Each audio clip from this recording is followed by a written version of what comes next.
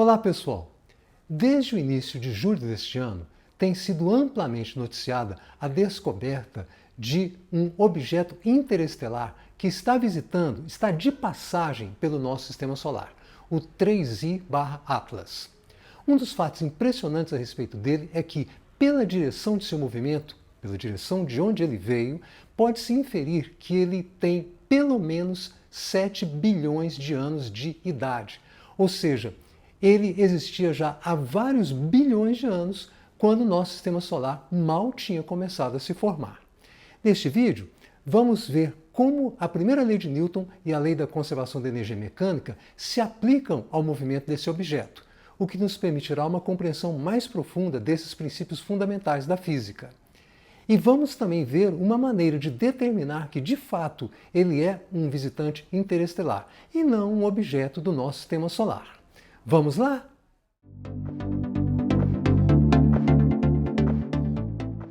Aqui está o sistema solar, visto a partir do norte do plano da eclíptica. A eclíptica é o plano da órbita da Terra em torno do Sol. Todos os planetas orbitam em planos quase coincidentes com o plano da eclíptica.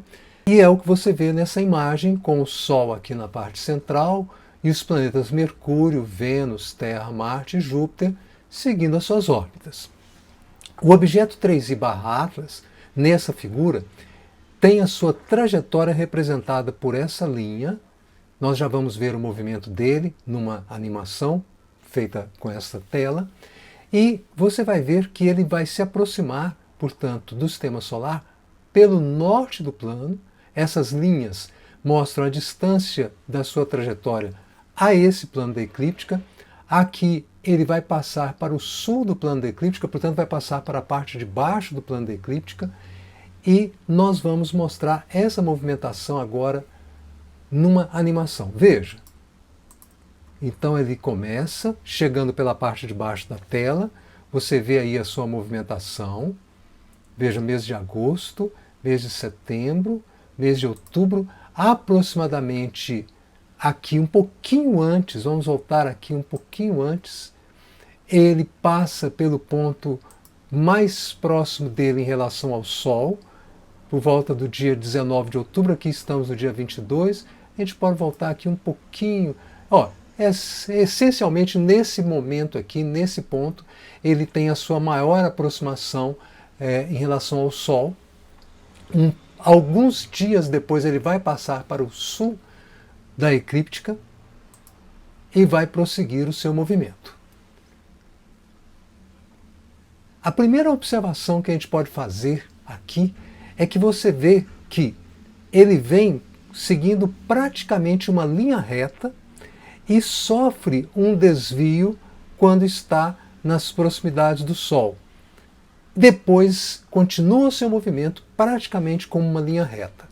Então aqui nós já podemos reconhecer algo da física, que é o princípio da inércia, ou a primeira lei de Newton.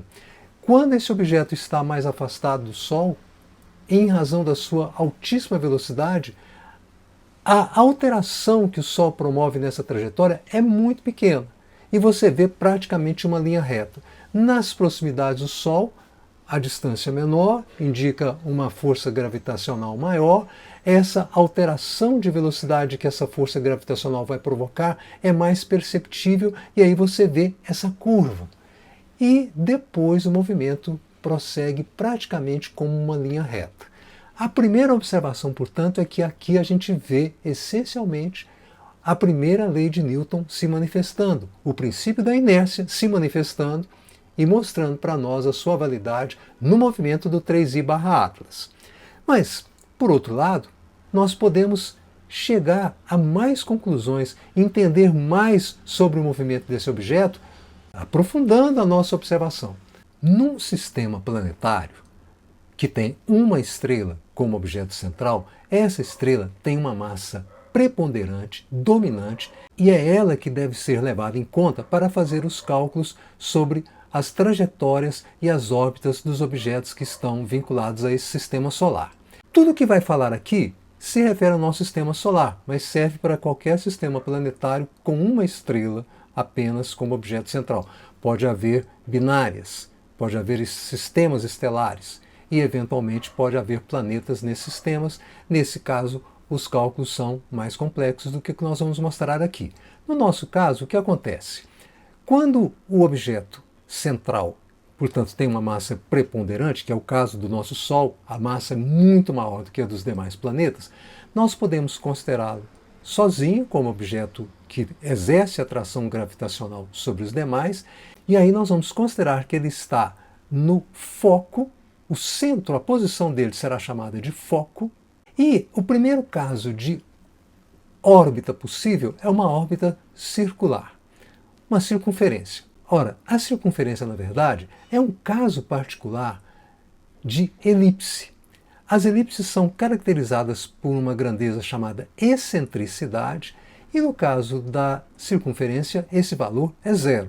Portanto, órbitas com excentricidade zero são circunferências. Por exemplo, a nossa Terra, o planeta Terra, tem uma órbita quase circular. Não é exatamente circular, é muito próxima disso. Mas, em primeira aproximação, a gente pode considerar uma circunferência. Mas, no caso geral, as órbitas são elípticas, de excentricidade diferente de zero. Nós temos elipses, a excentricidade é maior do que zero, porque se fosse zero seria circunferência, e menor do que 1, porque 1 será um outro tipo de trajetória. Esse caso é o mais comum e caracteriza praticamente todos os planetas. A própria Terra, como eu disse, é quase circular a sua órbita, mas na verdade é uma elipse de excentricidade muito próxima de zero, por isso que em primeira aproximação a gente diz que ela é circular. Mas os cometas, por exemplo, terão trajetórias com elipses parecidas com essa que está mostrada nessa figura. Mas, veja, à medida que você vai aumentando a energia mecânica desse objeto, que nós vamos estudar mais daqui a pouco, essa elipse vai tendo uma excentricidade cada vez maior. E pode ocorrer de essa excentricidade chegar a 1. Nesse caso, a órbita não é mais uma elipse. Na verdade, a gente até nem fala tanto em órbita, mas em trajetória, porque esse objeto já não está mais preso ao sistema solar. Ele tem o mínimo de energia necessária para não mais completar o percurso e dar uma nova volta para passar novamente ali perto do objeto que está no foco, o Sol, no caso do sistema solar. Esta energia limítrofe caracteriza essa trajetória também limítrofe, que é chamada de parábola. E se você aumentar a energia mecânica um pouquinho mais, essa trajetória já vai ter outra característica, é a hipérbole, caracterizadas por excentricidade maior do que 1.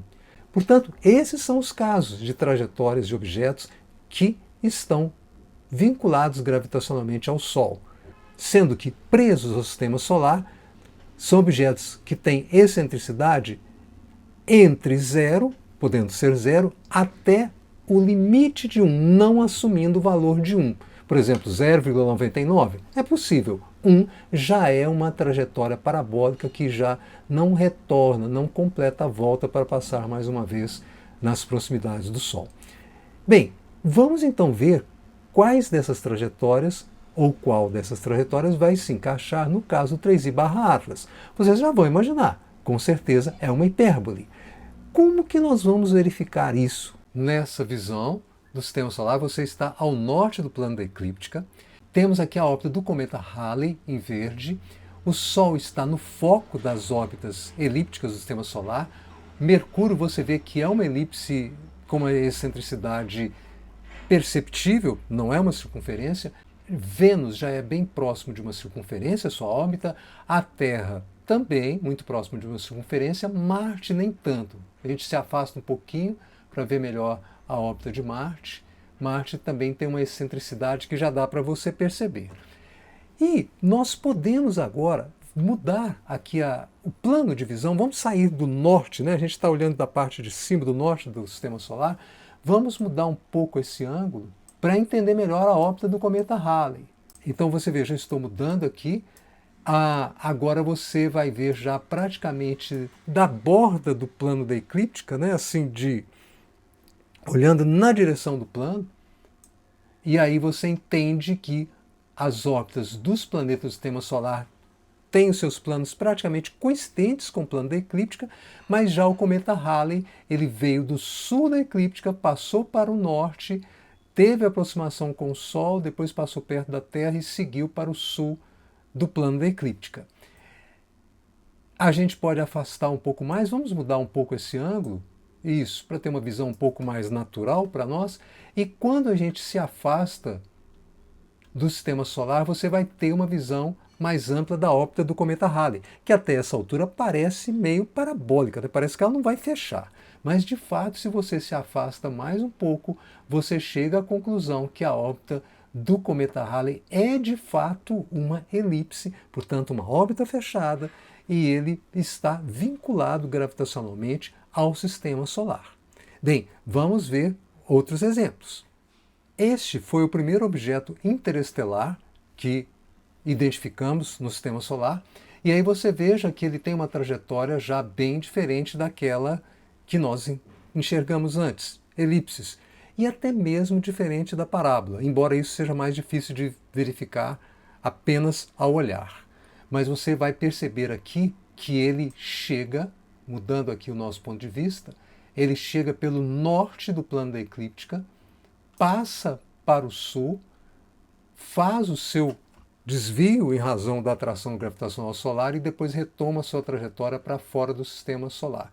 Aqui você já vê claramente uma linha quase que retilínea, ela é alterada apenas nas proximidades do Sol e depois ele prossegue. Isso é bem característico da hipérbole. Mas se nós nos afastarmos mais, vamos conseguir entender um pouco mais essa questão de que temos aqui uma demonstração clara da primeira lei de Newton. Veja como ele está bem afastado aqui, já nessa visão. Estamos chegando praticamente ao máximo que esse programa permite. Aqui ele nem desenhou, mas você teria praticamente a linha reta aqui, primeira lei de Newton. Na ausência de forças, a atração do Sol já é desprezível devido à distância, ele prossegue o seu movimento em linha reta. Quando a atração gravitacional do Sol é suficiente para causar alterações perceptíveis na sua velocidade, aí você vê a curva e depois ele volta a ter uma trajetória praticamente retilínea. Isso é característico de trajetória hiperbólica, também um objeto de fora do sistema solar, daí classificado como interestelar. Foi o primeiro objeto interestelar que nós identificamos. Aqui, o nosso 3I/Atlas. Neste programa, nós temos a visualização que pode ter a direção alterada. Aqui você já tem uma noção do que é a trajetória dele. Vamos mudar aqui a direção para ver de outro ângulo. E aí você vê como que ele vem assim bem rasante ali na eclíptica, né? Diferente do Oumuamua, que é aquele primeiro objeto que nós mostramos, o primeiro objeto interestelar. E veja como que a linha dele quase que se confunde com o plano da eclíptica. Aqui ela está ao norte, depois ele vai passar ao sul aqui, ó. Aqui você vê, ele já está aqui ao sul da eclíptica. E veja como que é uma linha reta, né? Vamos dar o zoom aqui, aliás, desfazer o zoom, né?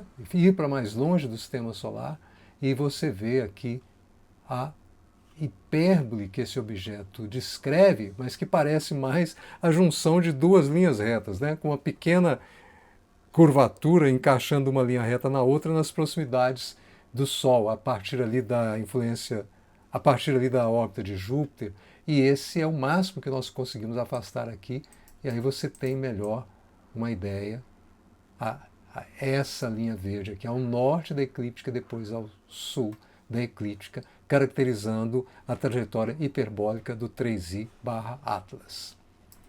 Vamos agora ver que contas que nós podemos fazer, e são contas simples que vão nos permitir perceber a diferença entre essa órbita e a órbita de cometas ou de planetas, que são objetos que estão vinculados gravitacionalmente, estão presos ao sistema solar, estão orbitando o nosso Sol. O critério que nós vamos mostrar para vocês não é o único, há outras maneiras de descobrir se a trajetória do objeto é uma hipérbole, uma parábola ou uma elipse. mas esta maneira que eu vou mostrar para vocês me parece muito prática e possível de ser feita por qualquer pessoa, desde que ela disponha da posição e da velocidade do objeto com boa precisão em um determinado momento. O critério é o da energia mecânica, que é o nome que nós damos à soma da energia cinética com a energia potencial. E em símbolos, E é igual a EC mais EP. A energia cinética é simplesmente metade do produto da massa pelo quadrado da velocidade do objeto. Já a energia potencial tem uma definição mais sofisticada, mas você pode pensar no seguinte: a energia potencial gravitacional, que é o que nós estamos tratando agora, ela está vinculada à atração gravitacional de um grande corpo sobre outros. Em primeira análise, na Terra, por exemplo, você pode tratar a energia potencial gravitacional quando o movimento se dá muito próximo à superfície por uma fórmula muito simples. mgh, massa vezes a aceleração da gravidade, vezes a altura do corpo em relação a um nível de referência.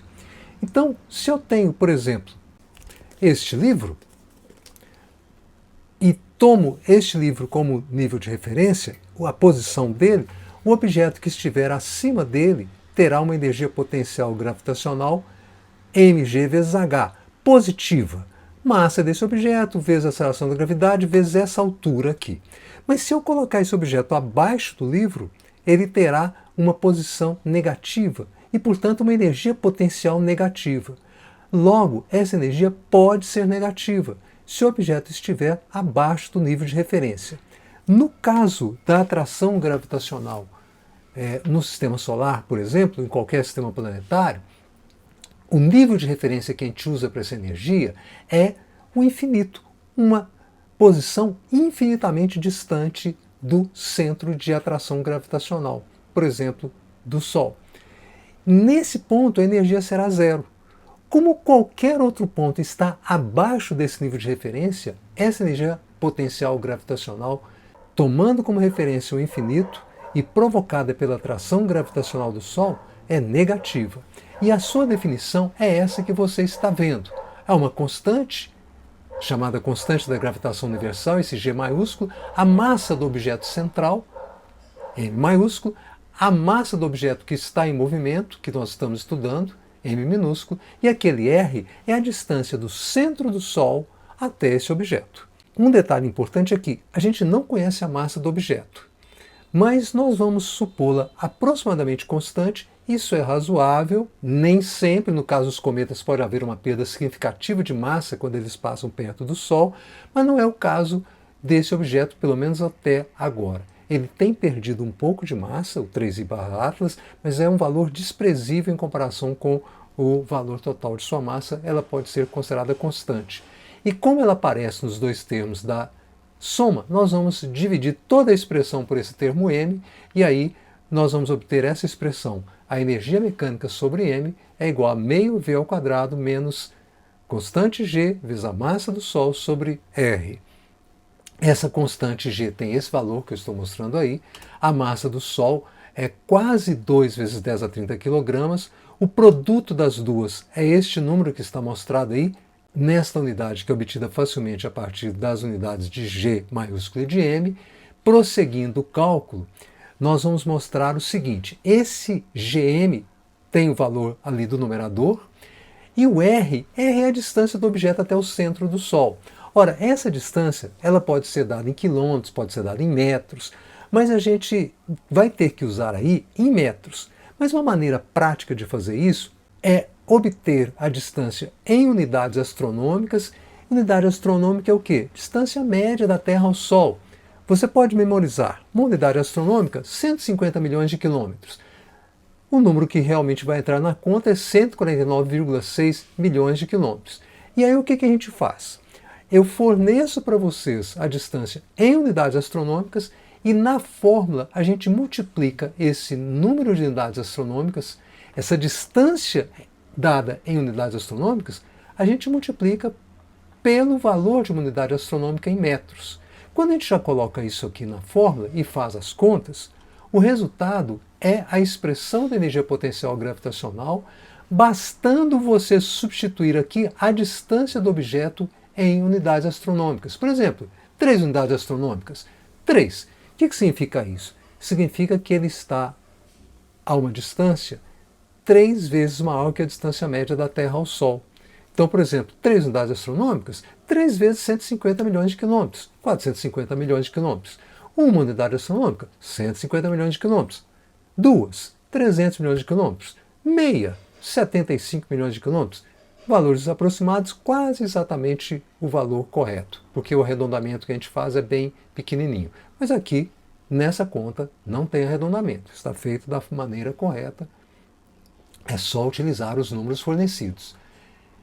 Aqui eu apenas mudei a unidade porque esse metro ao quadrado sobre segundo ao quadrado também pode ser expresso como joule por quilograma. Joule é unidade de energia, quilograma é unidade de massa. Essa energia que nós estamos calculando é energia por unidade de massa. Então é uma expressão mais razoável usar joule por quilograma, sem problemas. E aí, vamos colocá-la em destaque, porque ela é que vai ser utilizada nos cálculos que eu vou mostrar a seguir. O que nós temos aqui? Temos a distância à Terra, a distância ao Sol e a velocidade do nosso 3i/Atlas em datas variadas. Ele foi descoberto no início de julho, mas a gente já conseguiu remontar a trajetória dele anteriormente, porque depois que você tem algumas medidas de posição e velocidade, você consegue já calcular a trajetória desse objeto no sistema solar. Então a gente já tem as posições e as velocidades. Ora, a energia cinética, você lembra da expressão passada? Volta lá. A expressão da energia cinética por massa é essa aqui, meio v ao quadrado. Você só tem que elevar ao quadrado a velocidade do objeto e dividir por 2. Aqui a velocidade é dada em quilômetros por segundo, você tem que multiplicar por 1000 para ficar em metros por segundo, elevar ao quadrado e dividir por 2. O resultado aparece aqui, em unidades de bilhões de joule por quilograma. Cada quilograma desse objeto tem, em 12 de março, essa energia aqui, 1,79 bilhões de joules. Essa energia vai aumentando porque, veja, à medida que esse objeto vai se movimentando, ele está se aproximando do Sol. Essa velocidade vai crescendo, ela começou aqui em 59,8, aqui em 1º de setembro, 63,8 km por segundo, dando essa energia cinética por unidade de massa de 2,04 bilhões de joule por quilograma. Da mesma maneira, nós podemos fazer o cálculo da energia potencial por massa. Volta lá. A fórmula, você lembra, é essa aqui, menos Gm sobre R. E aqui você tem a conta que você vai fazer simplesmente trocando aqui esse R pelo número que aparece na tabela que eu estou mostrando a seguir. Vamos ver quais serão os valores. Aqui estão eles, e o que acontece? São negativos, porque a fórmula é menos Gm sobre R, e à medida que você vai se aproximando do Sol, veja, a distância aqui está diminuindo, distância em unidades astronômicas. Aqui a distância era 8,3558 vezes 150 milhões de quilômetros. E aí vai diminuindo. Você veja que à medida que ela diminui, que ela se aproxima do Sol, essa energia vai tomando valores negativos, com valores absolutos cada vez maiores. Ou seja, dizendo de uma maneira meio tosca, essa energia vai ficando cada vez mais negativa. É como se o corpo estivesse ficando cada vez mais abaixo do nível de referência, portanto, mais negativo. Agora, o que nós vamos fazer? O cálculo da energia mecânica é a soma dessas duas, energia cinética por energia potencial. Aí está por unidade de massa, não tem problema. A energia que nós vamos obter é energia mecânica por unidade de massa. E aí, veja, em 12 de março, 1,68. 1º de abril, 1,68. 1º de maio, 68. 1,68, 1,68. Ora, a soma da energia mecânica com a energia cinética está dando sempre constante. Então isso é um fato importantíssimo, é uma das leis da conservação da física. Aqui você tem uma força que depende apenas da posição, essa força só depende da distância do Sol até o objeto. Isso permite dizer que a soma da energia potencial com a energia cinética, se a força que determina esse movimento é apenas essa, A soma da energia potencial com a energia cinética será a energia mecânica constante. Essa energia mecânica, esse valor vai se conservar ao longo do movimento. E veja que ele está dando positivo. Vamos continuar. Aqui 1,69, uma pequena variação por causa de erros de medida e arredondamentos que a gente faz nas contas. E no próximo slide, nós partimos agora de 1º de setembro, estamos indo até dia 1º de fevereiro de 2026. Aqui você tem os dados todos, não vou ficar mostrando. Você tem a maior aproximação do Sol, o periélio. Neste ponto a gente diz que o objeto passou pelo periélio, é quando ele está mais próximo do Sol, no dia 29 de outubro.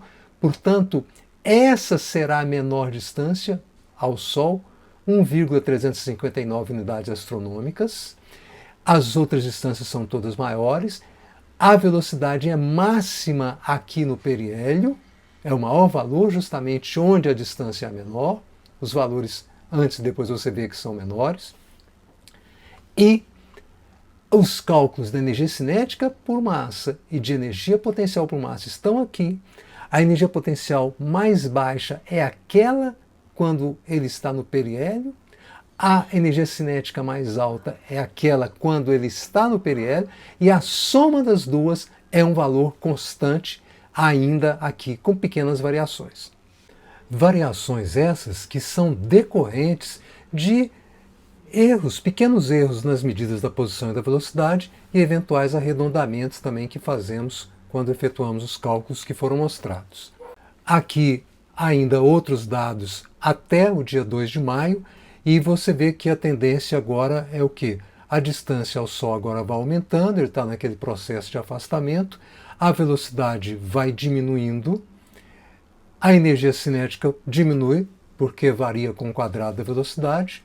A energia potencial agora vai aumentando, porque é como se ele estivesse se aproximando mais do nível de referência. O nível de referência está lá em cima, é no infinito, lá a energia é zero, ele não chegou ao infinito, então a sua energia potencial é mais baixa do que zero, ou seja, negativo, mas à medida que ele vai tendendo ao infinito, essa energia potencial vai crescendo, se aproximando de zero. Essa é a tendência que você vê aqui. E a soma das energias cinéticas e potencial permanece constante, porque o movimento é regido por uma força conservativa, essa força que depende apenas da posição, que é a força de atração gravitacional. O foco aqui, além de mostrar que a energia mecânica é constante, ela é positiva, indicando que esse corpo está livre da prisão gravitacional do sistema solar. Trajetória hiperbólica, liberdade de movimento desse objeto. Ele passa por aqui, faz uma visita e se vai. Agora, vamos ver outros exemplos. A Terra é um objeto que faz uma órbita elíptica em torno do Sol. É um objeto cativo do sistema solar, cativo gravitacionalmente. Aqui nós temos dados de duas posições importantes, o afélio, posição de maior afastamento do Sol, o periélio, posição de menor afastamento, maior aproximação do Sol. Os dados estão aqui, distância ao Sol em milhões de quilômetros e em unidades astronômicas, as velocidades em quilômetros por segundo. Aqui o cálculo da energia cinética por massa. Você veja então que há uma diferença, ela é maior no periélio, porque no periélio a Terra é mais veloz. Segundo a lei das áreas, lei de Kepler, a energia potencial está calculada aqui, obedecendo aquela mesma fórmula que nós mostramos há pouco, e a soma das duas, que acontece, é constante, e aí na unidade que foi dada, significa que ela vale menos 444 milhões de Joule por quilograma. Agora você veja então que essa energia mecânica deu um valor constante negativo. O valor negativo para a energia mecânica significa que esse objeto está vinculado gravitacionalmente, está preso ao sistema solar, efetua uma órbita elíptica. Outro objeto. Esse foi o segundo objeto interestelar que foi descoberto por nós, o Borisov, e aqui estão os dados dele para 3 datas, a data em que ele estava mais próximo do Sol, que é o periélio, e 2 datas subsequentes. 8 de março de 2020, 8 de março de 2021. Você já conhece a ideia, os dados estão aqui, a mesma coisa, a energia cinética já foi calculada, a energia potencial já foi calculada, o mesmo comportamento anterior, e a soma dessas energias dá constante e positiva, indicando que se trata de uma trajetória hiperbólica, objeto que não pertence ao sistema solar. Passou, né, fez uma visita a nós e partiu. Agora aqui um cometa. Esse cometa foi impactante, ele iluminou e enfeitou os nossos céus no final do século XX, e aqui estão dados dele, do seu periélio, 1º de abril de 1997, e de datas subsequentes aqui mostradas.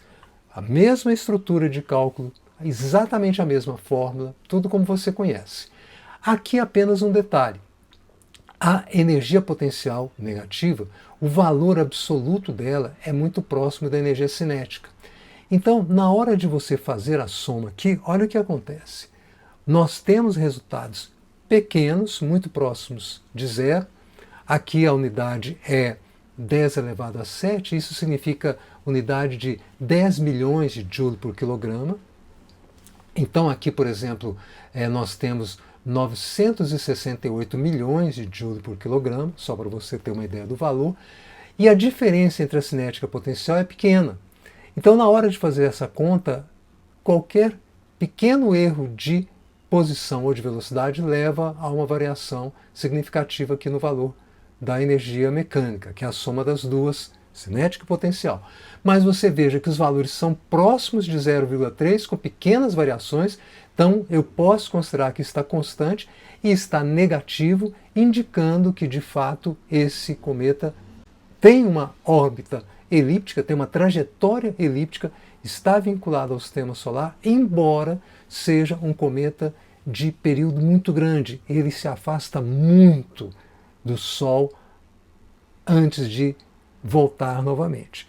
Então, aí na tela eu coloco o dado de período desse cometa, e isso a gente vê em função dessa energia mecânica que é próxima de zero, mas ainda negativa, indicando que ele está preso ao sistema solar. É uma órbita muito grande, muito demorada, mas ainda vinculada ao sistema solar. Outro aprendizado interessante que nós podemos ter aqui é o seguinte: esse objeto sai do sistema solar, então ele vai, eventualmente, algum dia chegar a uma outra estrela. Imaginemos que ele estivesse apontando, ao sair do sistema solar, que ele estivesse apontando para Alpha Centauri, que é o sistema de estrelas mais próximo do sistema solar. Na verdade, são 3 estrelas, a mais próxima é Próxima Centauri, mas vamos mirar em Alpha Centauri, que é a mais brilhante das 3. A distância é 4,3 anos-luz, e nós vamos imaginar primeiro a velocidade dele como sendo aquela velocidade que ele tem quando abandona totalmente o sistema solar. Está longe o suficiente para que a força de atração gravitacional do Sol não altere mais significativamente a sua velocidade. Então nós vamos colocar esse dado aí para vocês. O tempo é distância sobre velocidade, para movimento em que a velocidade é constante. A distância é 4,3 anos-luz. A velocidade que eu estou usando inicialmente é essa, depois que ele deixou, que ele está totalmente afastado da atração gravitacional do Sol, de modo que ela se torna desprezível. Essa velocidade é 58 km por segundo. Agora, vamos entender melhor do que se trata esse anos-luz, para a gente ver como que essa conta pode ser feita de uma maneira muito simples. Primeiro, quando eu falo em ano-luz, você sabe que é uma distância. A distância é percorrida pela luz durante um ano. Ora, então eu vou escrever, ao invés de anos-luz, eu vou escrever ano, ou anos, a unidade de tempo, vezes a velocidade da luz, c. Então, anos-luz é uma forma popular de dizer anos vezes a velocidade da luz, como está indicado ali. E essa velocidade de 58 km por segundo eu vou expressar em função da velocidade da luz. Para isso, basta eu multiplicar o denominador daquela expressão por uma identidade que coloque no numerador o índice, o símbolo da velocidade da luz e no denominador o valor dessa velocidade da luz em quilômetros por segundo para simplificar com quilômetros por segundo da velocidade que eu conheço. Esse fator é um fator igual a 1, por isso a multiplicação por ele não afeta o valor do denominador dessa expressão. Essa expressão pode ser reescrita de duas maneiras diferentes. Ali, na primeira maneira, eu simplifiquei quilômetros por segundo e mostrei para vocês como que a fração fica para ser preparada para o cálculo final. Já na segunda parte da igualdade, eu efetuei o cálculo do denominador e obtive uma expressão que é uma fração da velocidade da luz.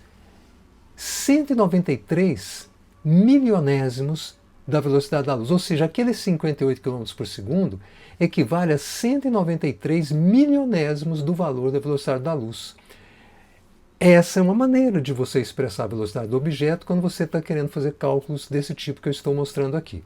Agora, retomemos esse ponto que nós deixamos, vamos fazer a partir daqui. É só você simplificar o C, efetuar o cálculo das frações aqui, você multiplica 4,3 anos pelo recíproco de 58 sobre 300 mil. 300 mil sobre 58. É só efetuar essa conta que você chega ao valor de 22.200 anos.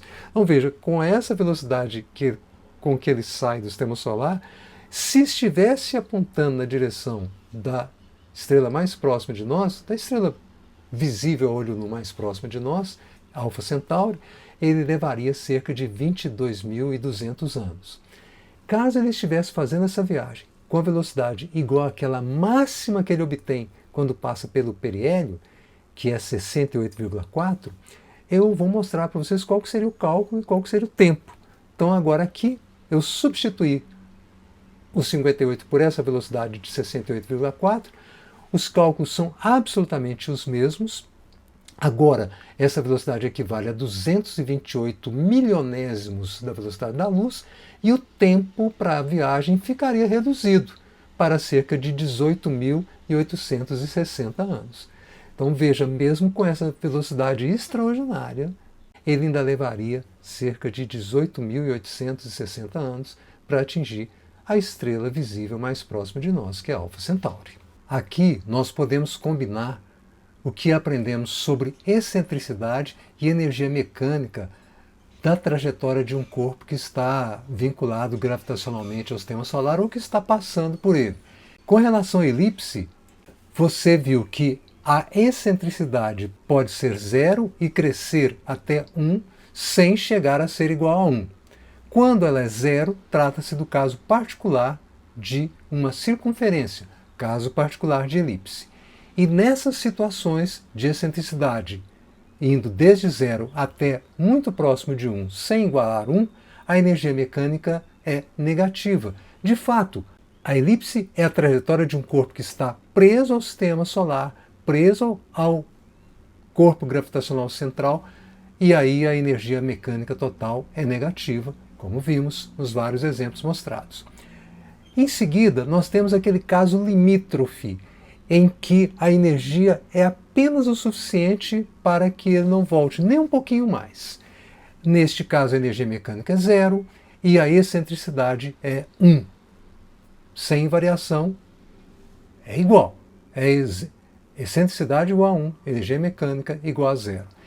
Quando o objeto é apenas um visitante, sua trajetória é uma hipérbole, aí você já sabe que a energia mecânica é maior do que 0, e a excentricidade é maior do que 1, trajetória hiperbólica. Pessoal, que viagem nós fizemos com 3i Atlas, hein? Os dados de posição e velocidade dele, que foram usados para aqueles cálculos de energia, foram obtidos do vídeo que nós empregamos, que está no instante indicado aqui na tela e cujo link está na descrição. Os dados de posição e velocidade dos outros objetos foram obtidos com o software Stellarium, na sua versão instalada no computador. Espero que vocês tenham gostado deste vídeo. Agradeço por me acompanharem até aqui e peço que deixem nos comentários o que é que tem mais fascinado vocês a respeito desse visitante interestelar. E não se esqueçam, Neste canal, a ciência é a meta e a educação é o caminho. Até o próximo vídeo!